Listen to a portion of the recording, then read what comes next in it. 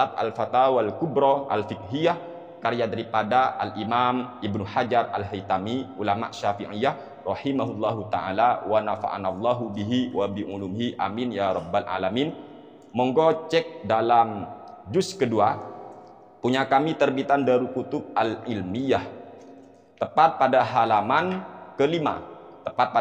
kelima. Di sini dijelaskan, Assalamualaikum warahmatullahi wabarakatuh. Alhamdulillahirabbil alamin. Allahumma shalli wa sallim ala sayyidina wa habibina Muhammadin wa ala alihi wa sahbihi ajma'in, amma ba'du. Ayuhal hadirun, ayuhan netizen, dimanapun kalian berada, kami doakan semoga kita semua selalu dalam lindungan Allah subhanahu wa ta'ala, amin ya rabbal alamin.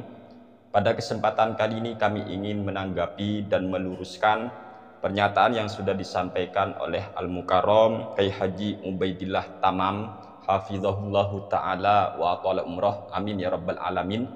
Dan sebelum kami menanggapi apa yang sudah dinyatakan oleh beliau Al-Mukarram Haji Ubaidillah Tamam, perlu kalian ketahui semua, kami itu ketika mengetahui kesalahan ataupun kekeliruan, baik secara sengaja ataupun tidak sengaja, ketika itu terjadi di media sosial, kami merasa itu tidak cukup hanya menghubungi orang yang bersangkutan.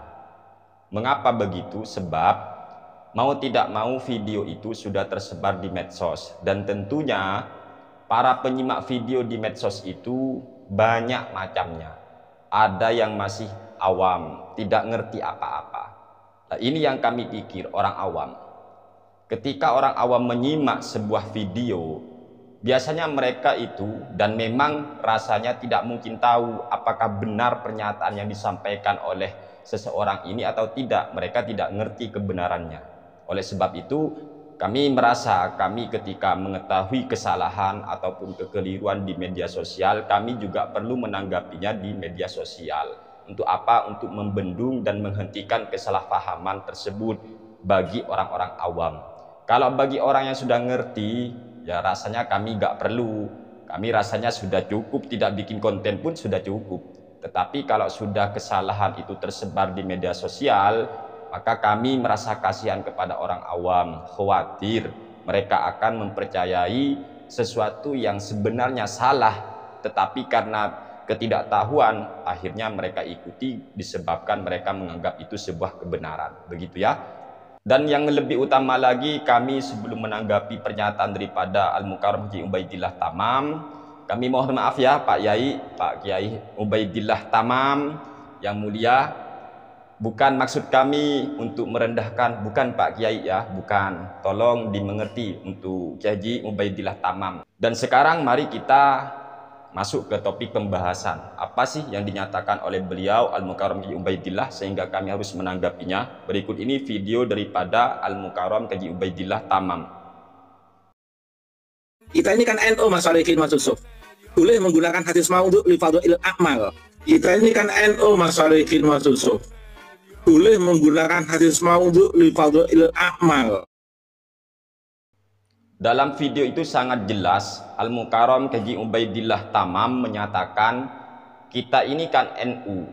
Kita ini kan NU, berarti beliau orang NU. Namun setelah itu dilanjut oleh beliau Al-Mukarram Haji Ubaidillah Tamam, kita ini kan NU. Kita boleh menjadikan ataupun menggunakan mengamalkan hadis maudhu di dalam fadhailul a'mal. Ini yang harus kami tanggapi. Hadis maudhu itu teman-teman kan hadis palsu. Hadis palsu. Apakah benar di Jam'iyah Nahdlatul Ulama kita boleh mengamalkan hadis maudhu atau hadis palsu? Jawabannya sangat tidak benar sekali, dan kami akan bacakan ibarat ini nanti ya. Perlu dipahami, kita harus mampu membedakan dulu ya, mana hadis maudhu dan mana hadis dhaif. Kalau maudhu itu palsu, tidak bisa dinisbatkan kepada baginda Nabi kita Muhammad Sallallahu Alaihi Wasallam. Itu maudhu namanya, palsu. Tapi kalau hadis dhaif itu masih bisa dinisbatkan kepada Rasulullah Sallallahu Alaihi Wasallam. Dan di Nahdlatul Ulama itu sama sekali tidak memperbolehkan, tidak membolehkan, mengharamkan malah ya, tidak boleh hadis maudhu atau hadis palsu itu diamalkan. Untuk ibarat, monggo silakan cek lagi di dalam kitab Al-Azkar, ini karya Al-Imam An-Nawawi, ulama Syafi'iyah rahimahullahu taala rahmatal abror. Amin ya rabbal alamin. Punya kami di sini terbitan Maktabah Imaratillah, tepat pada halaman ke-7. Faslun qalal ulama'u minal muhadditsina wal fuqaha'i wa ghairihim. Para ulama dari kalangan ahli hadis maupun dari kalangan fuqaha ahli fikih dan ulama-ulama lainnya, mereka berkata, ya juzu wa yustahabbul amalu fil fadaili wat targhibi wat tarhibi bil haditsid dha'ifi ma lam yakun maudu'an. Boleh bahkan dianjurkan bagi kita umat Islam mengamalkan di dalam masalah fadailul a'mal ataupun dalam konteks tarhib wa tarhib mengamalkan hadis dhaif, hadis lemah. Boleh diamalkan dalam konteks fadailul a'mal. Jadi hadis dhaif, hadis lemah boleh kita amalkan dalam fadailul a'mal atau tarhib wa tarhib malam yakun maudu'an. Selama hadis itu bukan hadis maudhu, selama bukan hadis palsu. Nah, ini Pak Yai ya. Jadi kita nggak boleh kalau sudah hadisnya maudhu, sudah palsu, nggak boleh diamalkan. Yang boleh diamalkan adalah hadis dhaif, hadis lemah. Boleh dalam konteks fadailul a'mal atau at-tarhib wa tarhib. Dan kami rasa mungkin beliau ini siapa ini sudah Kaji Ubaidillah Tamam, mungkin beliau itu sabekul lisan aja kok. Saya husnudzon kepada beliau. Mungkin maksud beliau itu adalah hadis dhaif yang boleh diamalkan dalam konteks fadailul a'mal, bukan hadis maudhu. Kalau hadis maudhu atau hadis palsu jelas tidak boleh diamalkan. Kemudian kita cek dalam kitab Al-Fatawa Al-Kubra Al-Fiqhiyah karya daripada Al-Imam Ibnu Hajar Al-Haytami, ulama Syafi'iyah rahimahullahu taala wa nafa'anallahu bihi wa bi ulumihi amin ya rabbal alamin.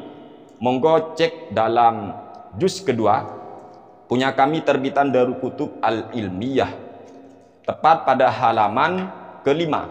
Tepat pada halaman kelima. Di sini dijelaskan wa qad taqarrara annal hadits ad-dha'ifa wal mursala wal munqati'a wal mu'dhala wal mauqufa yu'malu biha fi fadailil a'mali ijma'an.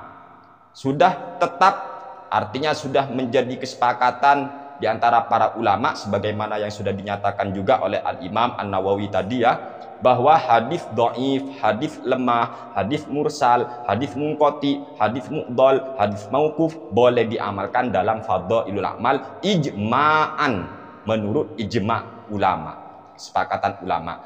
Jadi di sini tidak ada sama sekali pembolehan mengamalkan hadis maudhu, hadis palsu. Begitu ya. Jelas hadis palsu, hadis maudhu tidak boleh diamalkan baik dalam apapun sudah. Termasuk fadailul a'mal gak boleh mengamalkan hadis maudhu. Yang boleh itu adalah hadis dhaif, boleh diamalkan kalau hadis dhaif. Dhaif itu lemah, kalau maudhu itu palsu.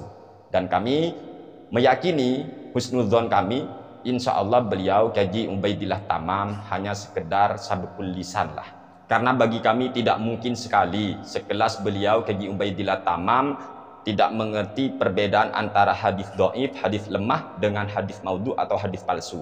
Sehingga kami meyakini, husnudzon kami, beliau rasanya cuma sabekul lisan. Tetapi tetap kami luruskan karena kasihan kepada orang awam. Khawatir mereka akan percaya bahwa di NU boleh mengamalkan hadis maudhu, boleh mengamalkan hadis palsu. Nah, ini yang kami khawatirkan, sehingga kami tetap berkomentar di media sosial ya. Ingat, yang boleh diamalkan di dalam fadailul a'mal adalah hadis dhaif, hadis lemah. Dan di NU itu tidak boleh mengamalkan hadis maudhu. Apa hadis maudhu? Yaitu hadis palsu. Gak boleh diamalkan kalau hadis palsu.